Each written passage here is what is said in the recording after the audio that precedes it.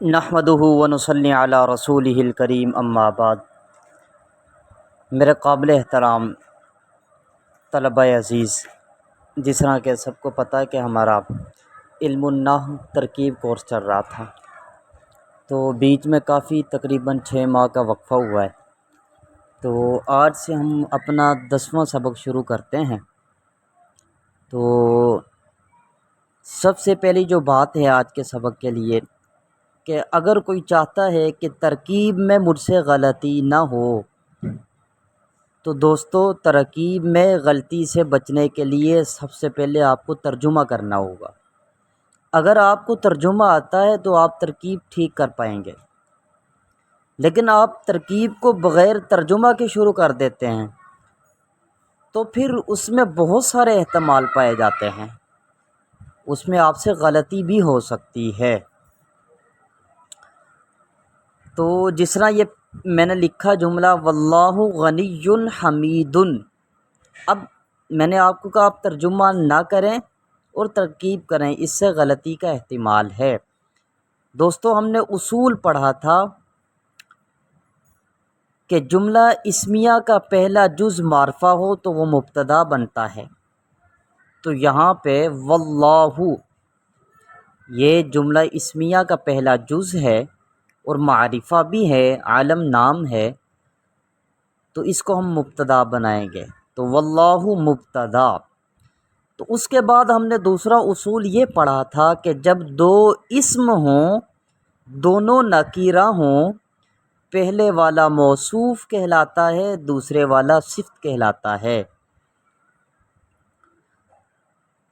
تو اب غنی یہ موصوف ہے اور نکیرہ یہ نکیرہ ہے، حمید بھی نکیرہ ہے۔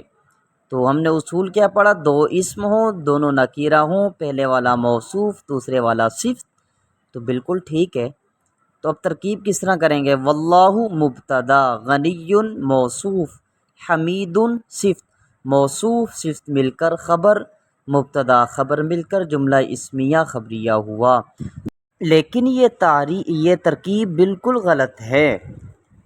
اچھا، جو ہم نے ترکیب کی ہے موصوف صفت کی، ہم اس کے مطابق پہلے ترجمہ کرتے ہیں کہ واللہ اللہ غنی حمید۔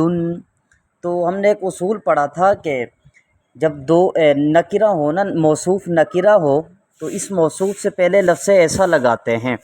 تو اب یہاں پہ ہم لگاتے ہیں واللہ اللہ غنی، ایسے غنی ہیں، حمید جو تعریف والے ہیں۔ تو یہ ہم نے ترجمہ کیا ہے۔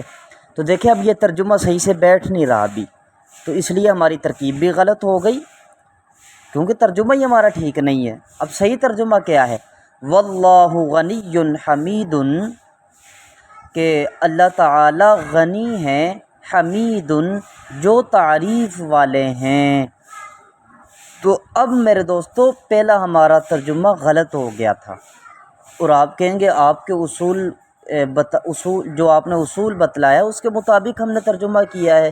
تو میرے بھائیو، ہر جگہ ایک اصول اپلائی نہیں ہوتا، کبھی کبھی اصول سے ہٹ کے بھی بات ہو جاتی ہے۔ ہر جگہ ایک اصول اپلائی نہیں آپ کر سکتے، ہر جگہ آپ ایک اصول کو فٹ نہیں کر سکتے۔